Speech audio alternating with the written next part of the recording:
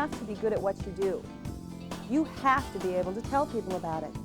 It doesn't matter if you're a great researcher, you could be the greatest scientist, you could be the best golfer out there, but if you can't tell people about it, of what value is that? You'll never be able to market yourself to reach your potential success. You can be the greatest inventor, come up with the greatest new invention, but if you can't get out there and tell people about this invention, who's going to buy it?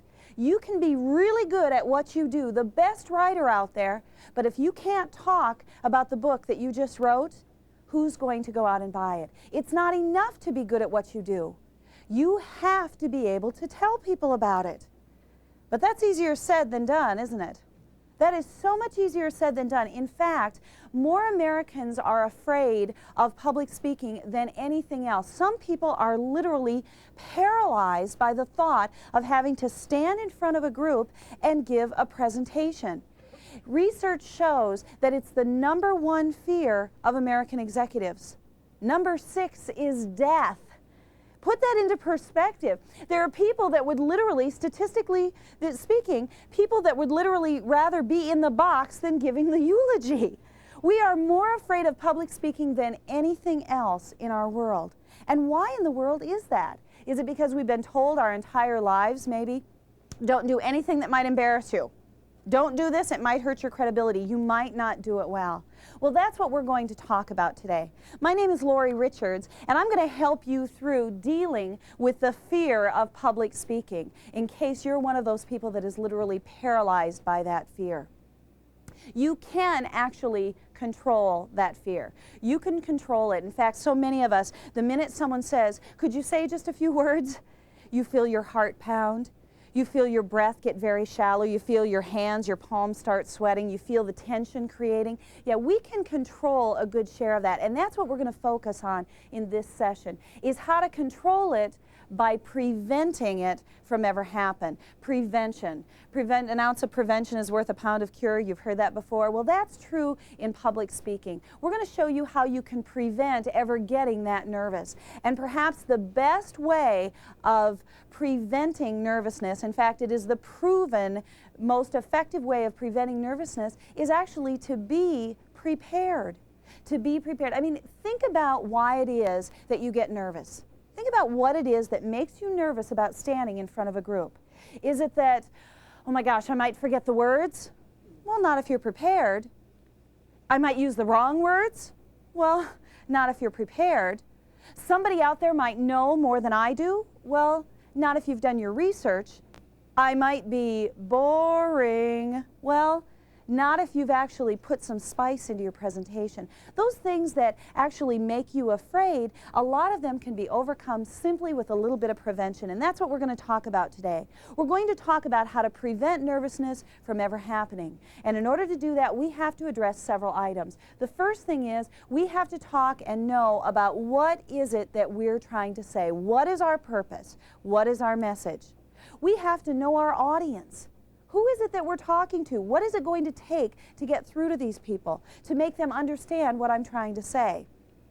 We're also going to talk about how to carefully craft that presentation to incorporate both your message and the needs of the audience.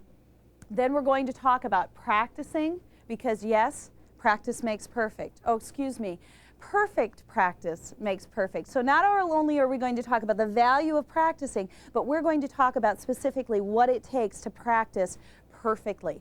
And finally, but certainly not least, we're going to talk about that little security blanket that makes you all feel just a little bit better, and that is having a few cheat sheets so that you can get through the presentation. We'll talk about identifying your purpose, knowing your audience, crafting the presentation, practicing, and then creating those cheat sheets that will help you through the system. Let's talk first about knowing our purpose. See, when we stand up in front of a group, our true purpose, our bottom line purpose is to make this presentation worthwhile for both me and for the audience. I have to do both. I have to make the presentation worthwhile for me and for the audience. Now, to make it worthwhile for me, I have to ask myself, what is it that I need to do here? Why am I here? Why am I here? Do you see the difference there? Why am I here? What is it my job to do? And why did they ask me to do it? I need to know that before I ever stand up in front of this group. What is my actual purpose? The answer to that question might sound something like, I am here to inform them. I'm here to inspire them. I'm here to demonstrate something, maybe to persuade them or entertain them. Those are pretty much my choices. Here to inform, to inspire, to persuade, maybe to demonstrate something, or to entertain them. So I want to ask myself, okay, which of these or all of these am I here to do? And then ask them this question. Ask yourself this question. What is it that I want my audience to think, do, or feel as a result of this presentation? What is it that I need this audience to think, feel, or do as a result of this presentation? See, if I stand up here and I just talk, of what value is that to me? This is an opportunity for me to deliver information, to inform you, to persuade you, to demonstrate something, to inspire you. I will need to know where I'm going before I ever get started. What is my purpose specifically? So answer those questions. Know exactly what I want to do. And one of the things we have to remember as we're preparing this presentation is that the human brain can only take in just so much information. In fact, research tells us that we're able to take in about 3 points at a time. Only about 3 points. So when you're asking yourself these questions, why am I here? What is it that I'm trying to educate, to inform, to inspire them? Or what are the points that I'm trying to make? I want to be sure to limit myself to about 3 points. I like to ask myself, if they can only remember 3 things about what I say today, what are those 3 things? What is it that I want them to remember? What 3 points do I want them to remember, and focus on those? Now, answering those questions, why am I here? What is it that I want them to remember? And what do I want them to think, feel, or do as a result of this situation? That's all fine and good. That makes the presentation worthwhile for me, doesn't it? But that's only half the story.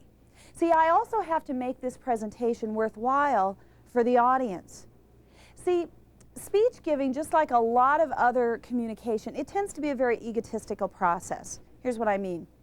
I stand up here and talk, and I tell you exactly what I have to say, regardless of what you need to hear to understand. See, if I stand up here and I give the best presentation, I use the right words, and I use great enthusiasm, and I'm very sincere, I say exactly what I have to say, and I do it in Spanish, how many of you will understand what I said? I have 1 person in this entire audience that would understand my message. Now, how effective would that make me as a presenter?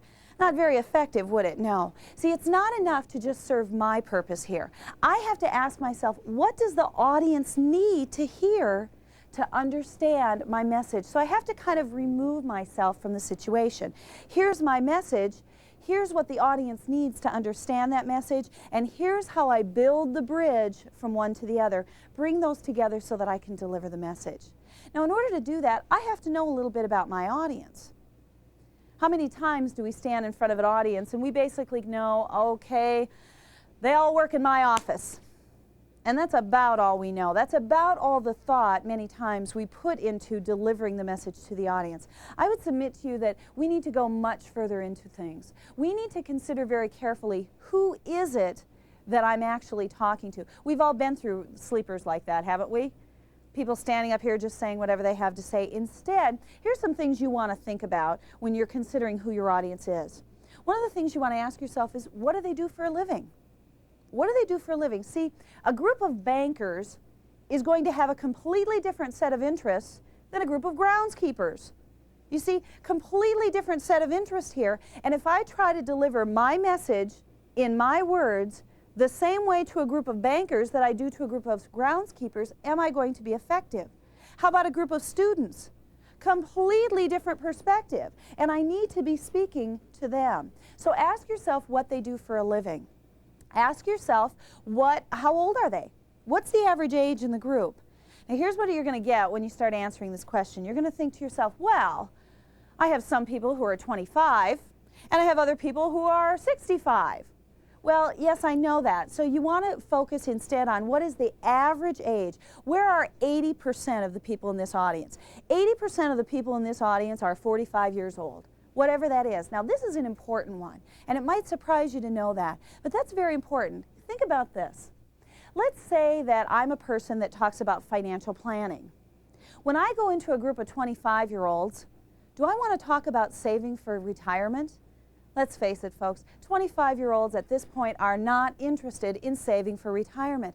They're interested in saving for a new house, for a new car, paying their student loans. That's what they're thinking about right now in terms of dollars. 25-year-olds are not even thinking about retirement in most cases.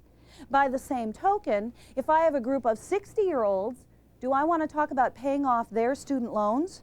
Maybe their children or their grandchildren's student loans, but not their own student loans for the most part. They've already bought their house. What they want to talk about are safe investments that will allow them to succeed through their retirement. That's where their value lies. That's what they're thinking about. So know how old your audience is. Not long ago, I did a program for a major corporation, and we talked about being able to wear someone else's hat, being able to focus on where that person was. And as we looked around this sales force, the room of salespeople, what we found was the average age in the room was about 45 years old, but their target market was 22 years old. And these sales reps forgot what it was like to be 22. Your values and your focus in life is completely different at 22 than it is at 45. So when you're presenting, you want to ask yourself, what is it that this group needs to hear? Where's their hot button? What gets them going? What can I talk about that they will understand? Know their age. Another thing that you want to think about is, what is their attitude? What is their attitude about the issue that I'm talking about? Let me give you an example. Let's say that I sell furs. Let's say that I sell furs. Don't you think it's a pretty good idea to know whether we have a group of animal rightists in the room? Don't you think that's a pretty good idea before you ever go in front of this group? In fact, before you ever accept the invitation to speak, you need to know that information. Are they for you? Are they against you? Do they have attitudes that support your ideas, support your product, whatever it is you're trying to say, or not? Know their attitudes. And another thing you want to know is how you fit into the program, where you fit on the program. See, if you are number 4, and let's go back to this situation where you're selling furs. If I'm number 4 and the person that just got off the program was the animal rights spokesperson, that's not a great place for me to be on the program, and I need to approach it completely differently, because the person over here has just got them all riled up about one issue, and I can't come in very calmly and state my case. I just simply won't be effective. I need to know, where do I fit on the program? Who spoke before me? And who's speaking after me? I need to know their message. I need to understand where they're coming from, because that is going to affect how I present my information. Knowing my audience, know where they've been, know where they're going to. It's very important that we're always speaking to the audience's point of view. For instance, let's say that I work for a company that is going to launch a new product. We're going to launch a new product. Now, my job maybe is a national sales manager. So my first presentation is going to be to my sales force. That's who I'm going to talk to. And when I go into that sales force, what am I going to talk about? I'm going to talk about how much money this company is going to make because we've got this great new product, right? I'm going to talk about how the money that this company makes is going into your shares, and your shares that you have in the company, that's going to be especially valuable to you. Isn't that going to be great?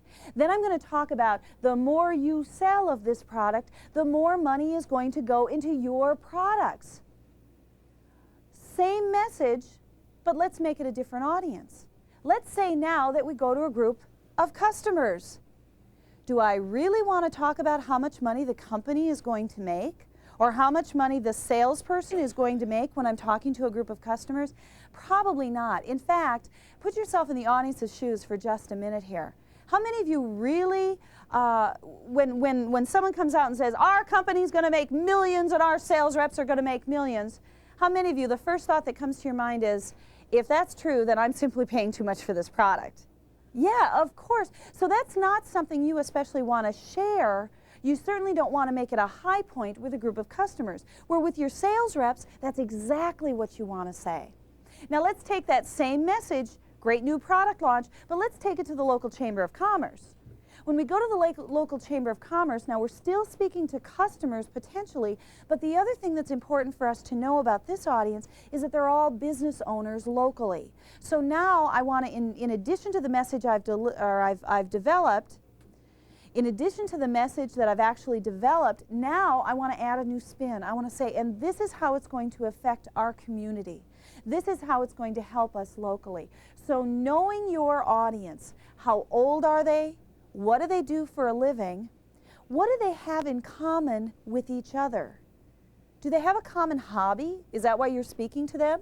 Because it's a group of kaleidoscope collectors? What is it that they have in common? What is it that I have in common with them? And then build the bridge so that you're making the presentation worthwhile for not only you, but making it worthwhile for that audience as well. It will alleviate a lot of the fear and the nervousness that you have, especially if one of the things that you wrote down that you're nervous about is that you'll be boring, or that they won't be interested, or that they know more than you do. So make sure that you know that audience and make sure you understand your purpose. Now, another part of the preparation process is actually the masterful creation of the presentation itself.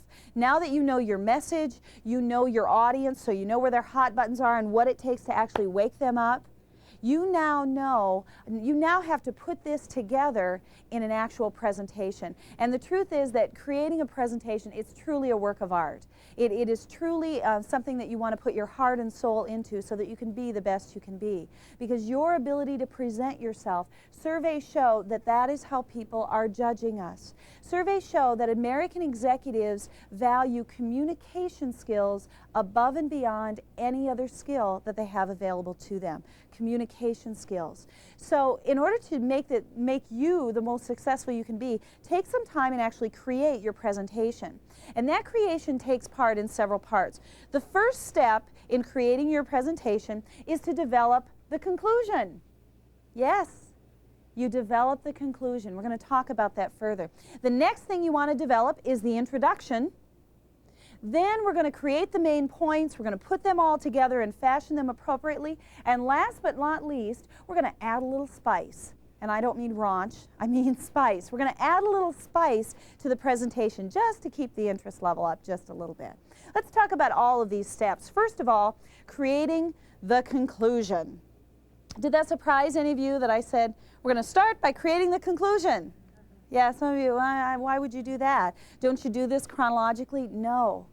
The reason that we create the conclusion first is because the last thing you say is going to be the first thing they remember. The last thing you say is going to be the first thing that they remember. So make sure that it's powerful. Make sure you know if they can only remember 3 things, what are the 3 things that I want them to remember? And then put it in your conclusion. If I can only get them to remember 1 item, if I can only get them to remember 1 idea, what is it and what do I need them to take home with them? Answer that question for yourself. As you're developing your conclusion, you might actually want to flag it. What I mean by flagging is, if you don't write down anything else today, write this down. Did you see what happened when I said that? Pencils up. They're ready to go. No matter what I say next, you're going to write down because she said this is the most important thing, so I better write this down. That's flagging your answers. That's saying, hey folks, look up here, I've got a message to deliver.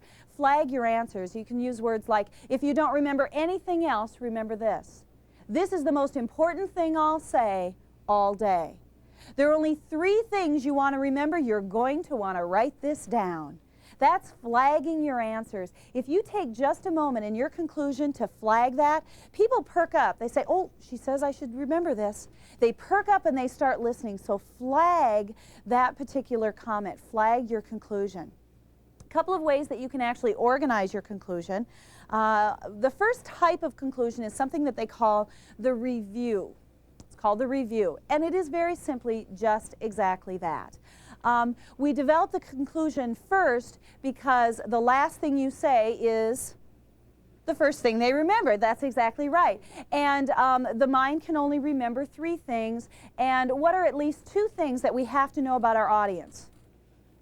Have to know how old they are, that's right. And we have to know, what's one other thing they have to know? Their attitude about your idea, that's right.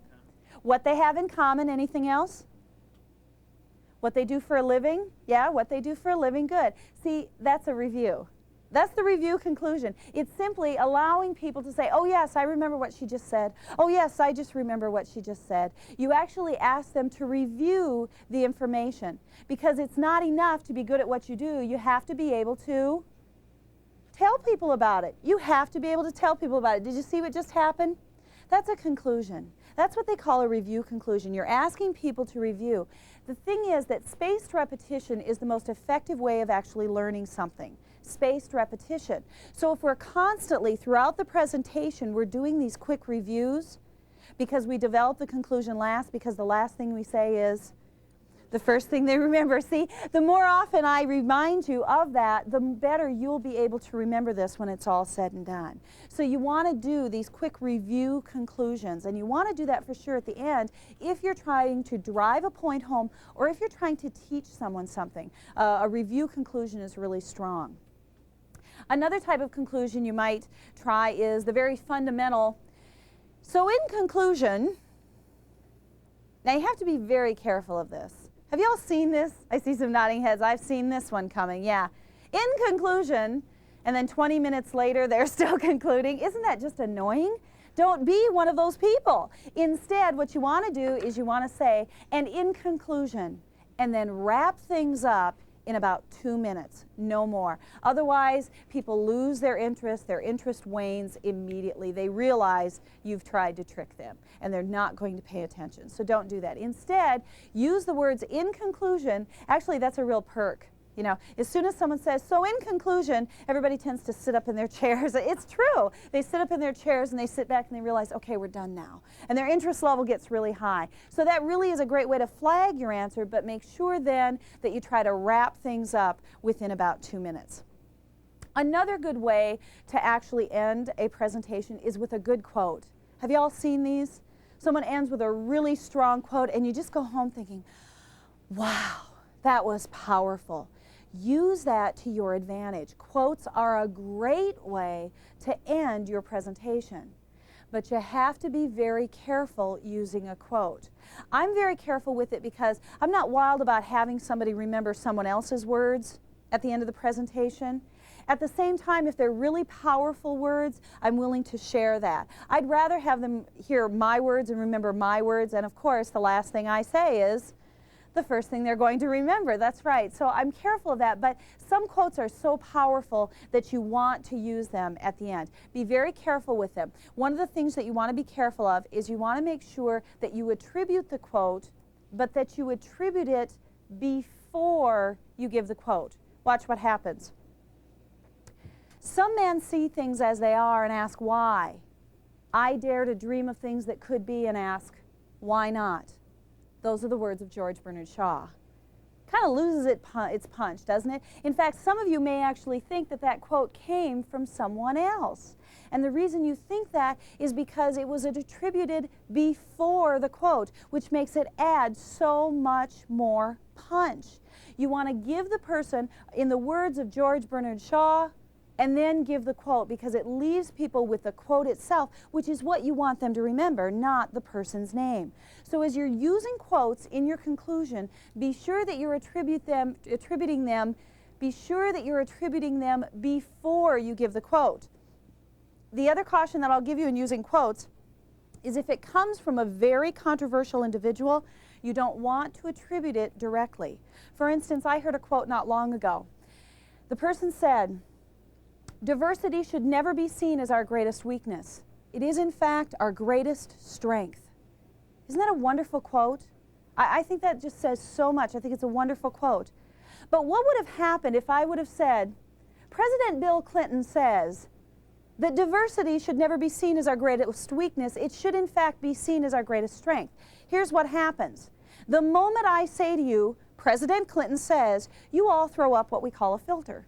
You all throw up a filter. And I have half this room that the minute I said Bill Clinton, half this room went, go Bill Clinton, go President Clinton. And the other half of the room said, I don't care what he said, he's wrong. See, you have an opinion or an attitude about President Clinton because there's some controversy there. And so as soon as I take this quote, which is a terrific quote, but I attribute it to someone who's relatively controversial, no matter who that person is, and just by the sake of him being a politician, that makes him controversial. If I attribute it to a controversial individual, now I lose the value of the quality of that quote itself. So when you're dealing with quotes, be sure, if you're going to attribute them, be sure that you attribute them before the quote itself, and if it comes from a controversial individual, don't attribute it directly to that person. People who are truly interested in who said it, they'll come up to you during your presentation or during the break and they'll ask you who actually said it. So use quotes appropriately. Your conclusion can be incredibly powerful. But in order to be so, you have to have careful preparation. And the power that's in that conclusion is imperative, because the last thing you say is the first thing they'll remember. That's right. Now, the next step in creating your presentation is the creation of the introduction, because this is the other thing that people remember. People remember your introduction. Your introduction will affect your credibility. It'll either increase it dramatically or, quite frankly, it will ruin it right up front. That first 90 seconds of your presentation is crucial. It is crucial because in that 90 seconds, people are assessing you. They are judging you. They're taking a look at you. They're taking a look at the way you're dressed, and they're taking a look at the way you walk up in front of the room, and they're listening to the first words that come out of your mouth. You all know people like this. You've been through this, haven't you? You see someone walk in the door, they walk to the front of the room, and you're thinking, hey, all right. And then they open their mouth and speak, and you kind of go, oh my gosh, yeah. Don't let that be one of you. Instead, give a great deal of thought to what you want to put in that introduction. Your introduction can really help your credibility and build your case. Some of the things that you want to do with your introduction is you want to make sure that it grabs attention. You want to make sure that it captures their attention. You want to make sure that it's very creative. Let me give you a few do's and don'ts specifically for your introductions. First of all, some don'ts. Don't start with the traditional, it's my pleasure to be here today. So what? You know, nobody's interested. It's just not very interesting. It doesn't grab people. And they will make a decision in those 90 seconds, those first 90 seconds, they will make a decision whether to listen to you or not. So make sure that you don't start with something plain and ordinary like that. Don't apologize.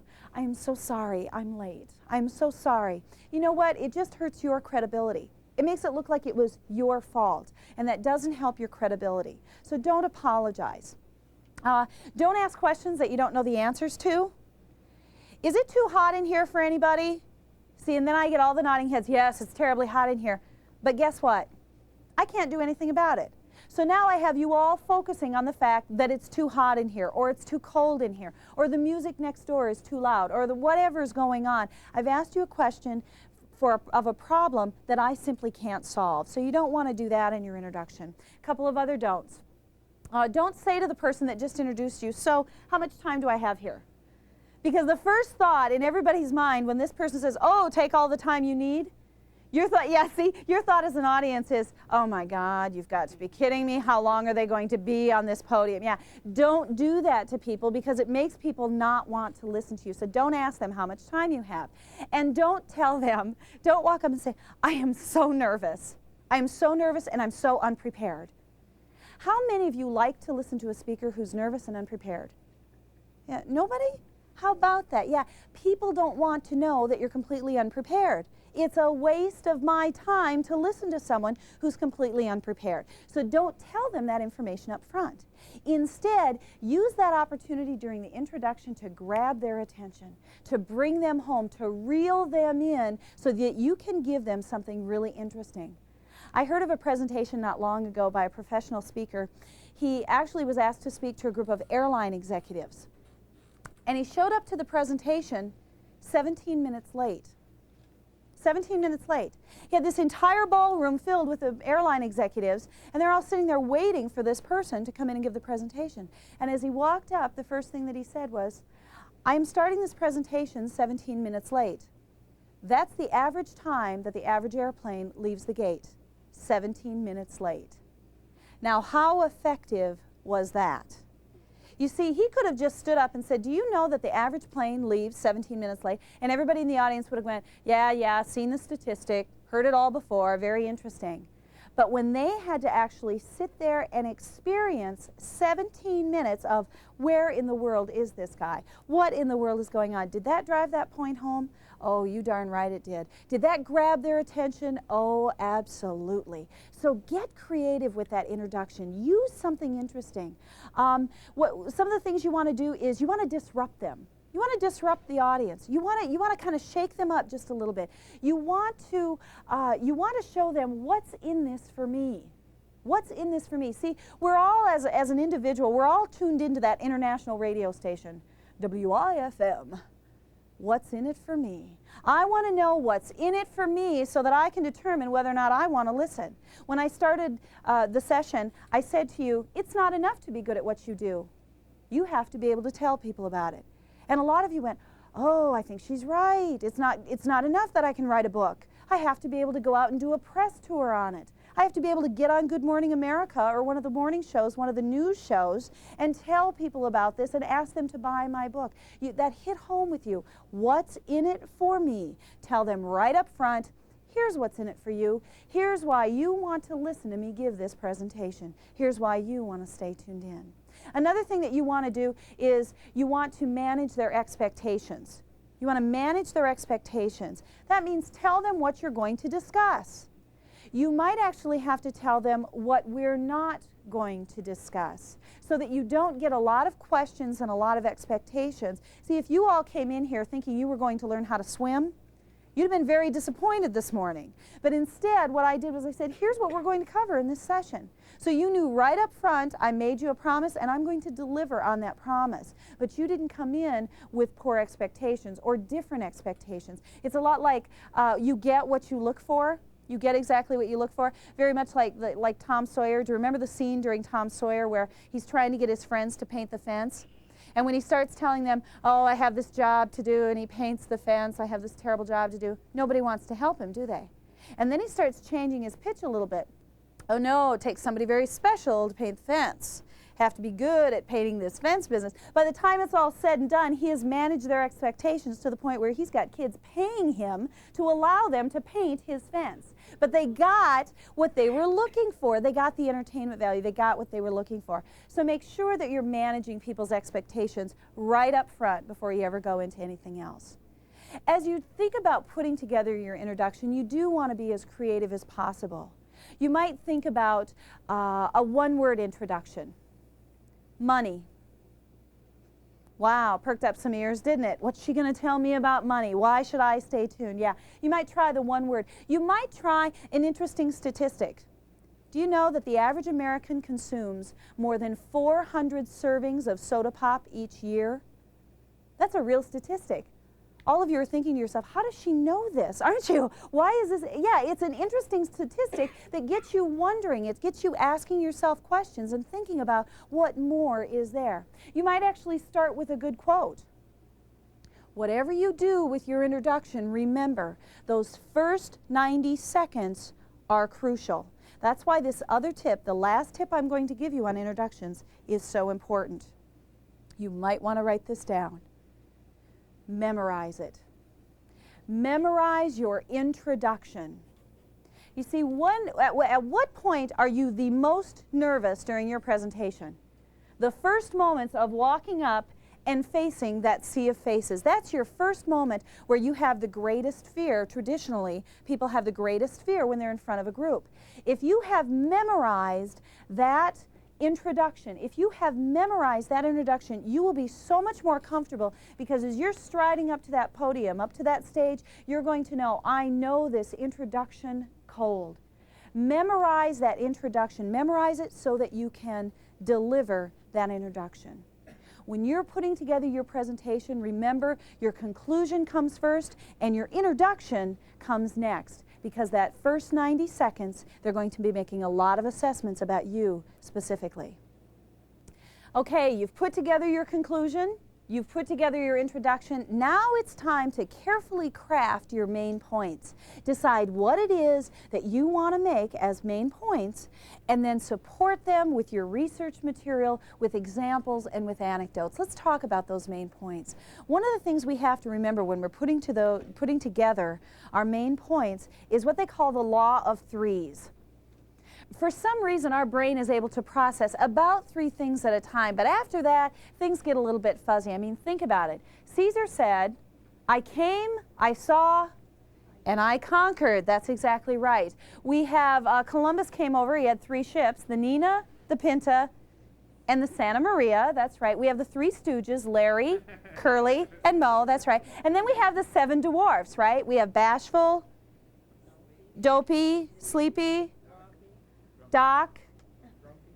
No, I think Grumpy was a Smurf, wasn't he? I'm not sure. See, none of us even know the 7 dwarfs because that's too much stuff to remember. We have to be aware of that. Try not to give people so much stuff. Instead, you want to focus on about 3 points at a time, 3 points. Now, once you have those 3 points, you want to ask yourself, how do I want to organize this? And you actually have several different options to consider. One of your options is just very simply to do it chronologically. Here's where we started. Here's where we are today, and here's where we're going. This is a really good option for things like goal setting, discussions about goal setting, maybe sales presentations or annual end of the year reviews, something like that. When we started this, when we launched this product 3 years ago, we had the smallest sales force in the industry. We also had the smallest sales. Today we have the 3rd largest sales force in the industry, and we're number 5th in sales. And 2 years from now, we really expect to have the largest sales force in the industry and be the top in sales for this particular product. You see what happens there? You can actually build them a situation. You may actually build chronologically. This is where we were in January. In the 1st quarter, we ended up here. In the 2nd quarter, we ended up here. 3rd quarter here. 4th quarter here. So sometimes chronologically is a good option for you for organization. For sales pitches, there might be a better option, and that is kind of the problem solution. Another problem? Solution. Another problem?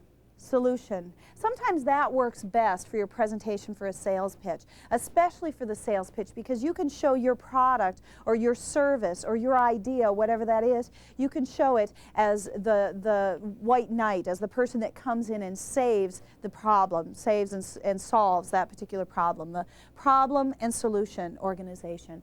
And the other option that you have is kind of the feature and benefit. Feature and benefit. Here's a feature. Here's a particular benefit. It's very important while you talk about the features and the benefits that you understand the benefit. Benefits are not features. Features are not necessarily benefits. Features are physical things.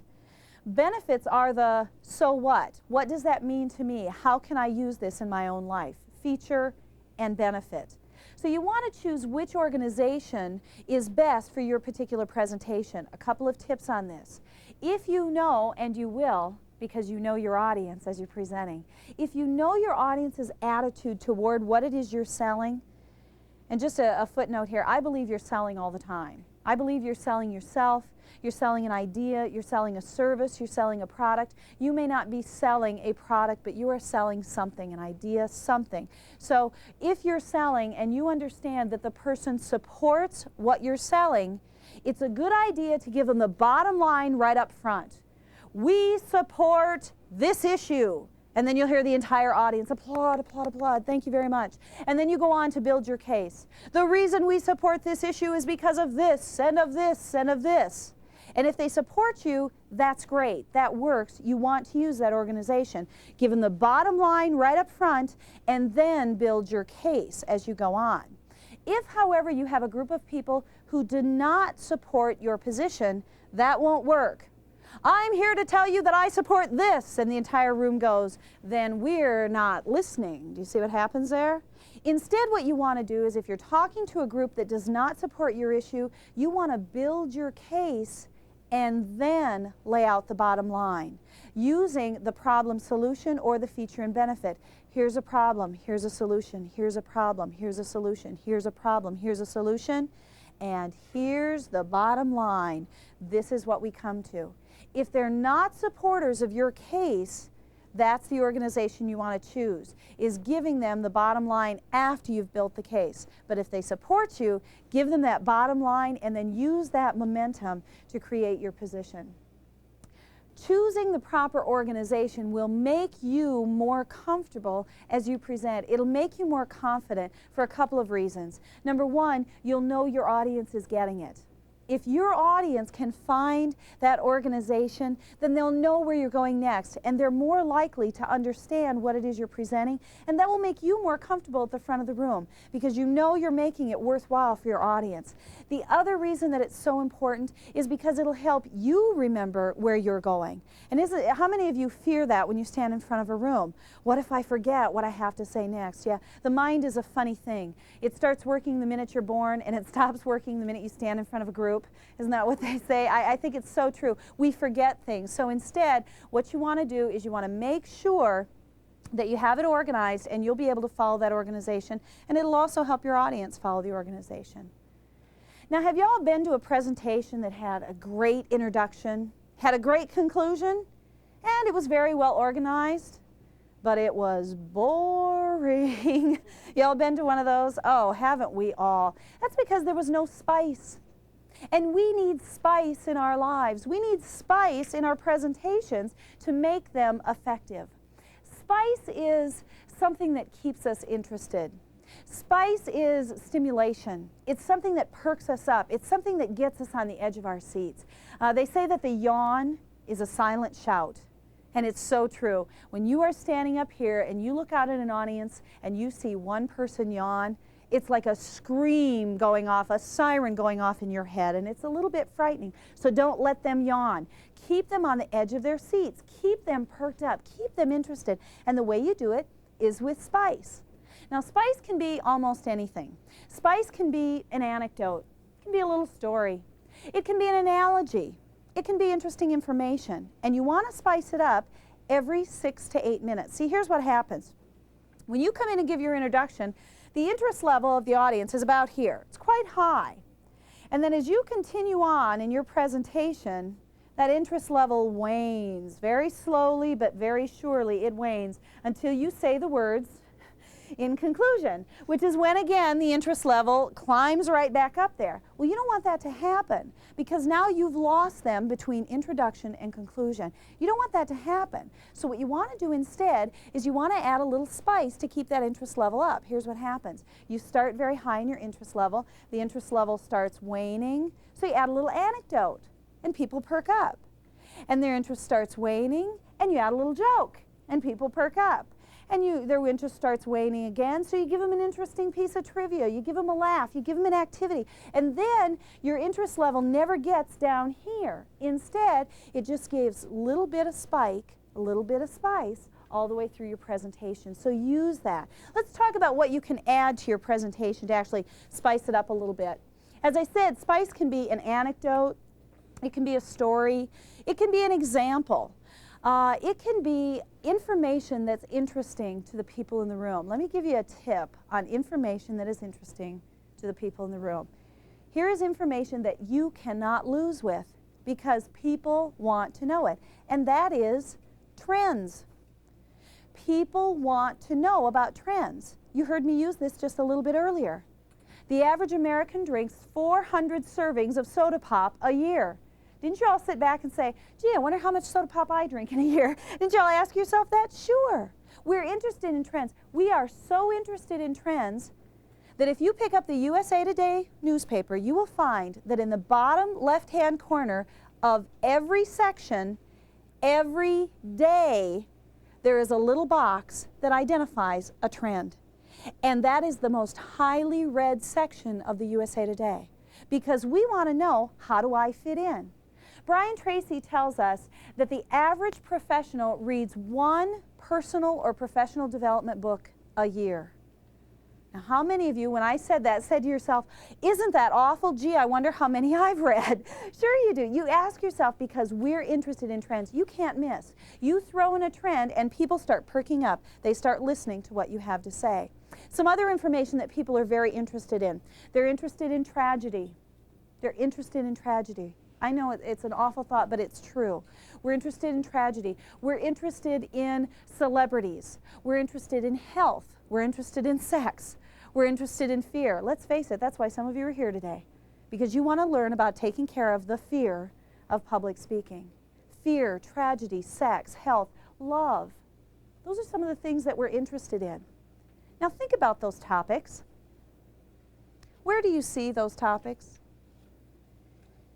In every newspaper and magazine on the rack, every time you turn on the television. Why do you think they're there? Because editors and producers know that we're interested. They know that if they put a celebrity on the cover of that magazine, we're willing to pick it up. If we talk about health-related issues on the cover of a magazine, we're going to pick it up. No matter what topic you choose of those that I just gave you, fear, tragedy, health, sex, love, celebrities, and trends. If we put it on the cover of a magazine or we put it in an advertisement about our program tonight, it will be watched on television tonight. It happens every day. So use this information to your own benefit. Use that information and put those things into your particular presentation. You get spice from so many places. You can find spice anywhere. You can find spice, you can quote famous movies. Show me the money. Yeah, you can quote famous television programs. These pretzels are making me thirsty. You see, you can get quotes from almost anywhere. You can add spice by simply mentioning a celebrity. Do you know that Rosie O'Donnell, comedian and talk show host today, Rosie O'Donnell, that she attributes her success to two specific skills. One, being a great listener, and two, having incredible enthusiasm. Rosie O'Donnell says that's why she's so successful, because she's a good listener and because she has great enthusiasm. See, the minute I told you it was Rosie O'Donnell that said it, you thought, oh, Rosie, neat, didn't you? Because it's a celebrity, it's very easy to do. Another thing that you might use as spice are just funny pieces of information that you can use to make a point. Victor Hugo is the author of Les Miserables. And Victor Hugo tends to get writer's block. So you know what he does? He actually gives his gives his clothes, he actually gives all of his clothes to his valet. And he says to the valet, now don't give those back to me under any circumstances until I've written this many pages of information. Isn't that interesting? It's his way of overcoming the writer's block and actually forcing himself to get the job done. Using a funny story is just a nice way to add a little spice to your presentation. Props. Props are a great way to add spice to your presentation. Let's say you're giving a presentation on being a working mother. Can you juggle? You can juggle and say, being a working mother is like being able to juggle. And then show them, because people start looking, wow, she can juggle. How about that? Isn't that neat? Yeah, people will start thinking about that. What props can you actually use? Let's say that you want to get your audience involved, because that's a great way to get people thinking. See, if I start calling on you, don't you all kind of sit up for fear that I'll call on you? Yeah, of course you do. So what you can do to actually get the audience involved is you can, let's say you're trying to make a point on organization. You take 2 decks of cards, you make sure that one of them is new, and one of them you shuffle. And then you just hand them to 2 of the people in the audience. Could you 2 gentlemen please find the 6 of clubs? Now here's what's going to happen.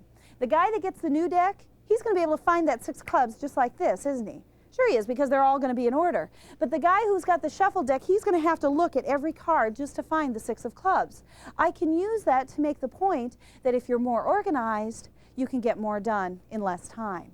Use spice to add something interesting to the audience, to perk them up, to get them going. Did y'all see The Miracle on 34th Street? Do you remember that wonderful movie? Wasn't it just a wonderful movie? It comes up every year during the holidays. Do you remember that scene in the courtroom where they're standing up and they're talking about, why can't this man be Santa Claus? Do you remember that scene? And they open the doors in the back, and all of those postal workers come in with bags on their back, and they pour out just hundreds and hundreds and hundreds of letters all over the front of the room. That's spice. That's spice. That's using props. That's using spice to give your presentation something interesting. Now you want to watch with spice, and you want to plan for spice, because spice takes time. And you have to be aware of the fact that SPICE takes time, and you need to plan for that time. The average executive spends 25% of their time in meetings. Who would like to spend more time in meetings? Yeah, none of us do. So you don't want to take up too much time with your SPICE. Instead, you want to plan to have a place to cut if you need to cut. Now here's a tip for you, just a professional courtesy tip. If someone asks you to take 20 minutes for a presentation, how long should you take? 15 to 20 minutes. You do not take 25 minutes. You ever been in one of those presentations or been in those shoes? You're speaker number 5, and the 4 people before you, everybody was given 20 minutes, and the 4 people before you took 25. How much time do you now have? None. You don't have any time. So do you stand back and say, well, by gosh, I had 20 minutes, I'm going to fill 20 minutes? Not if you want anyone to listen to you, because the audience is tired. The mind can only absorb what the seat can endure. Isn't that what they say? Yeah. So you want to keep aware of that. Be aware of that. Instead, you want to cut away as much information as possible, and you want, lesson number 2 here is don't ever do that to anyone else, because as a professional courtesy, it's your responsibility to only fill 15 to those 20 minutes. You want to give yourself a bank of about 5 minutes in there as you're planning your presentation. So watching your time is very important. In fact, you actually might want to consider a timekeeper. How do you know exactly how long your presentation takes? Well, you practice it. And practicing is perhaps the most important thing you will do to eliminate the fear once you get in front of the room. You practice, practice, practice. Absolutely have to practice. Let's talk about the who, what, where, when, why, and the how of rehearsal. Starting with the why. Why do we practice? Well, the number one reason that we practice is to guarantee our success. To guarantee that when we get up in front of this room that we will be successful. And the other reason that we practice is because research tells us that 75% of our nervousness can be contained if we just practice up front. So we practice, but practicing isn't enough. Practice doesn't make perfect. Vince Lombardi tells us that practice doesn't make perfect. Perfect practice makes perfect. So let's talk about how to make it a perfect practice. First of all, who do we practice in front of? We practice in front of a group that's like the group that we present to. Sounds easy enough, but how realistic, right? Well, if you really want a group that's similar to your group, you might actually try something like a Toastmasters organization. That's an international organization of people that are trying to polish their speaking skills. Call your local Chamber of Commerce and ask them for more information. Toastmasters International. Barring that luxury, you want to present to your spouse or your dog or whoever will listen to you. You might actually want to put it on tape. And when you put it on tape, listen to things like your vocal quality. Listen to things like, do I have a monotone voice? How fast am I talking? That's who you can research in front of. What do you practice? You practice everything. You practice everything from your body language.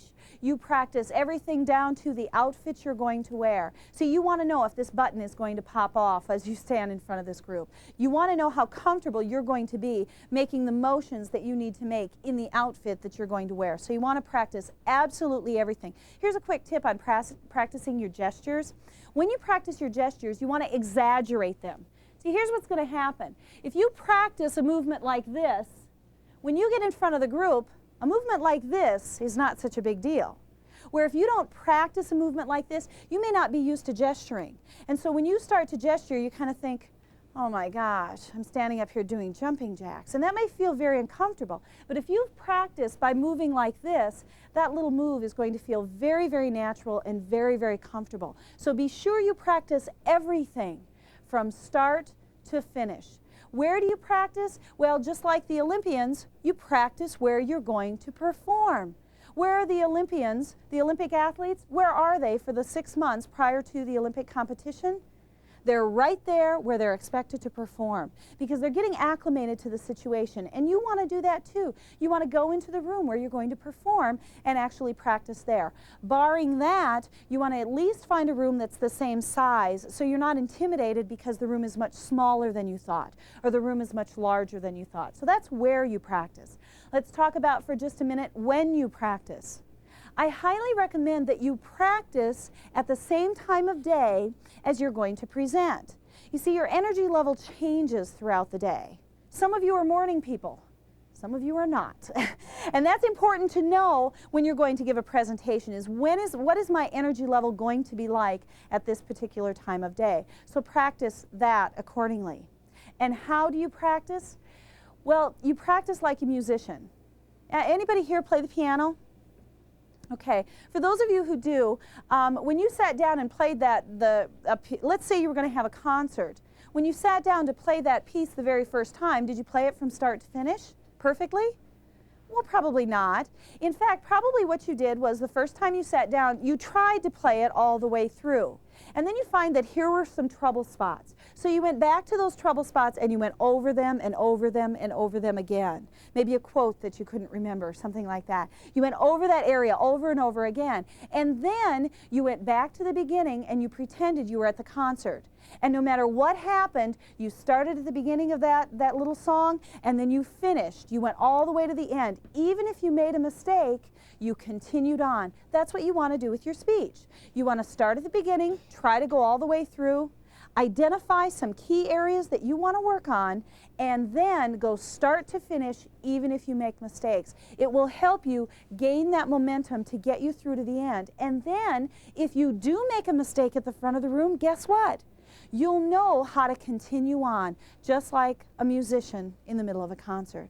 That's how you practice. So remember, why do we practice? To guarantee our success, to make us more comfortable at the front of the room. Also remember who we practice in front of, whoever we can get to listen, or we put it on a tape recorder and then listen to it. Where do we practice? We practice where we're going to perform. What are we practicing? Everything, absolutely everything. And how? By practicing with everything available to us, everything from the audio, visual, everything including the body movement. We also practice using the notes that we've created. These are your security blanket. Your notes are your security blanket. Use it as such. Let me talk for just a minute about how to use your notes. Do you have any people that like to work directly off a script? Okay, how about off something like an outline or card, something like that? You prefer that? Okay. I highly discourage people from using specifically a script.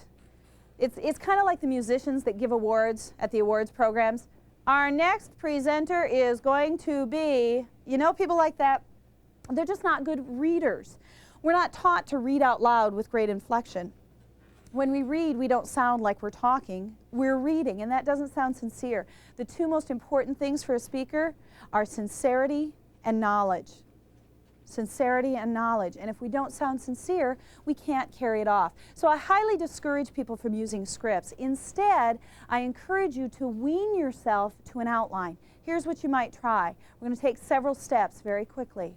The first step is to write the script. Write the script. And then read it out loud. Now the next step is to actually highlight key words within that script. Don't highlight complete sentences, just key words. And then read it out loud. Your next step is to take those key words that you've just highlighted and put them into an outline. Put them into an outline. Now by now you've said your speech out loud at least twice. So put these into an outline and now try to give the presentation directly from this outline. So give the presentation again. What you're going to find at this point is that in some areas you're going to have too many notes, and in other areas you're going to need just a little more help. So now your last step is simply to polish this outline and then present it one more time. You'll be ready to go on. So write the script and read it out loud. Highlight the script and read it out loud. Turn it into an outline, present it. Polish the outline and present it yourself. Present it again. A couple of other tips about your notes. When you do take notes, only the top 2/3 of your paper. Top 2/3. See, here's what happens. If I have my notes on the top 2/3 of my page, I can look down at my notes and I can still have good eye contact, can't I? But look what happens if I start using the bottom third of my page. I have to do one of these.